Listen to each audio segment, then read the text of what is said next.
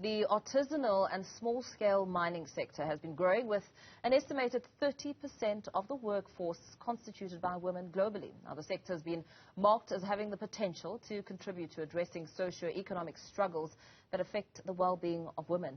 Sifiso Dladla, mining and extractives lead at ActionAid South Africa, joins us now to unpack the impact of female illegal miners. A very good evening to you. Thank you so much for joining us.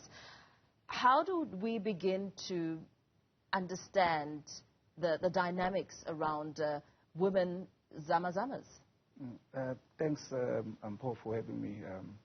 Look, artisanal mining or large-scale mining, has been the backbone of the economy of South Africa, and it hasn't been lenient. Large-scale mining has never been lenient. History dictates to us, hasn't been lenient to women in terms of opportunities for employment and in terms of benefiting from mining. Then these people are living close by to mines, and then they are forced, because there are no economic opportunities, those that are underpinning the sector. And also the fact that the economy does not create any employment opportunities.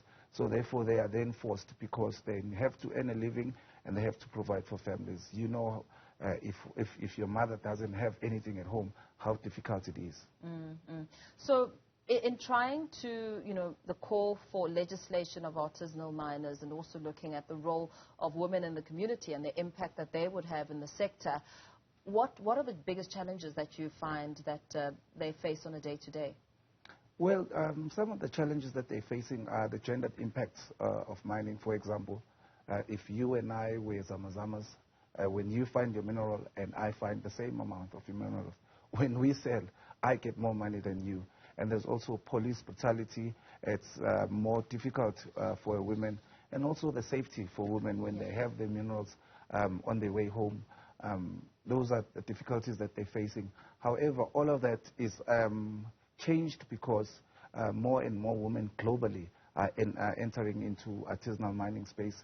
This is not only in South Africa, not only in Africa, but it's a global phenomenon. And if you look at the workforce in artisanal mining spaces, it's women that are dominating, simply because, like I said, they need to provide for their families. Absolutely. And you make note of one trend, which is on a global scale. An increase of 30% is quite significant. What does it speak to when it comes to the unemployment factor? I mean, today's Youth Day, I would imagine that there are quite a significant amount of young women who are trying to make ends meet within the space and facing day-to-day struggles.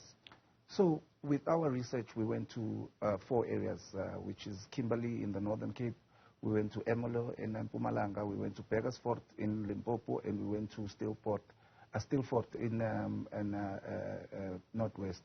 So what the trend is, and when we look, because we had to profile the people that we were speaking to, the youngest being 19 years old and the oldest being 57.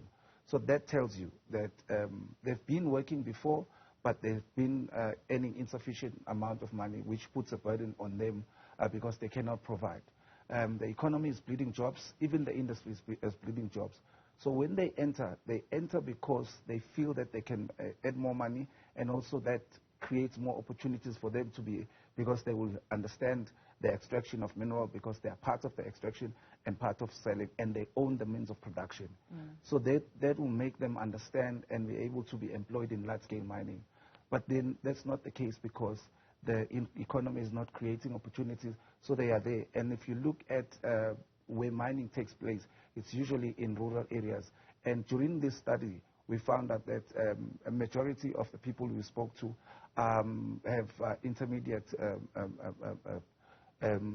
learning courses, which makes them unemployable, and then makes them go and pick up whatever pieces that they have, because they have to put bread on the table, and they bring dignity to their homes. So in terms of legislation, and also looking at aspects like human rights and where we're going moving forward to ensure that there is some sort of framework around artisanal mining, and the conversation, I mean, of recently, the conversation really centered around the impact that illegal Zamazama work has on the community in its entirety. So there's very much adverse impacts in everything from the environment to the community to security and everything. But government has been helping and they've used a lot of money trying to curb zamazamas or illegal mining. But the truth of the matter is that they're changing the frame, but the picture remains the same because they are arrested today, 2 days, 3 days, they're back into working. So now, last year in March, government published a small-scale and artisanal mining policy. It talks about addressing the imbalances of the past and also empowering women, but it does not speak as to how will that process go. Yeah. So with this research, we are trying to strategically advise government as to how do we put the holes in all the policies so that it appears to everyone and it defends everyone. At the end of it all, Paul, is that it's government's duty to create employment, and it's government that must create an enabling environment for companies such as mining companies to be able to create more jobs. But that's not the case because of the lack of political will from government, always terming the industry or the trade as illegal. Whereas it's been years, it's been there, and it's not only a South African thing, but it's time to change the way we look at it and say, we are losing everything here, we're losing revenue, we're losing money, but now we need to change and focus on how do we make artisanal mining to be profitable. Because countries like Ghana, countries like Uganda are leading the way in ensuring that they regulate it, they formalize it, and then everything works out for everyone better. In changing the narrative and being part of that discussion, how are you pushing through in terms of access and reach to government officials, and also speaking about the importance of the participation and the role of women in the space? Look, in 2016, together with our partners, Mining Affected Communities United in Action, and recently we formed a movement of artisanal miners, which is the National Association of Artisanal Miners. That is a structure where we formalize everything, and we have one word to say, government, we are not scattered.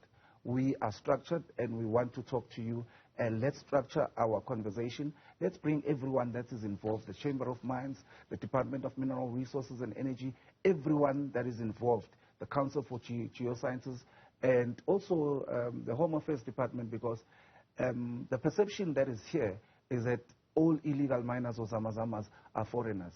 Yet we are not looking into it because we are just looking at the top of it, and we are not going deep and bringing those people in front so that we are able to engage them. And that's the role of NAM as well as Makua. It's an important perception that you raise, and surely it opens room for other negative perceptions, or perhaps demystifying the myths around artisanal mining, especially looking at what we saw, the negative impact around how communities were affected, communities being attacked, and now you speak about the increase with the women being participants, which almost changes the views in hindsight, really changing the views, but the picture is still bigger. The picture is still bigger, and the negative perceptions are still there, and that in itself will need an entire shift. Of course, it's an entire political shift so that we are able to reach the goal at the end. Katlego, if I may speak to you about, have you seen almost in every town or city, you see people carrying recycling everywhere, everything. Those people are walking on the road, they do everything on the road, but nobody speaks about them simply because they are not a threat to the white monopoly capital. Here, zamazamas are a threat to white monopoly capital, and government is not gaining anything. That's why they are fashioned as diabolical as they are. But nobody takes time. It's our time. I mean, it's our role as civil society to go into it and to look into what government is not paying attention to, and do research on it and bring the faces of the people that are winning from there and getting a living from there that government is failing to provide. And then we need to speak about it. And if we don't speak about it, the longer we don't speak about it, the longer we are going to lose, the longer there's going to be loss of lives, the longer government is going to lose from the revenue, because these people should be contributing towards revenue. these people should be employed and contributing everything and changing the economic status of the country. Very well. Thank you so much. Thanks for coming into studio. Sifiso Dladla, they're speaking to us, mining and extra activist lead at ActionAid South Africa.